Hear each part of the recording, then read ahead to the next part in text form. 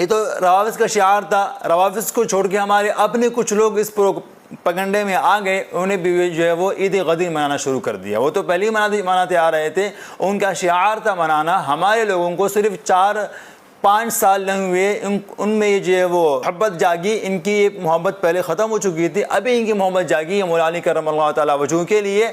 ابھی عید غدیر خم کے حوالے سے یہ جو ہے پروگرام آئے دن کرتے رہتے ہیں, حالانکہ روافظ کا شعار ہے.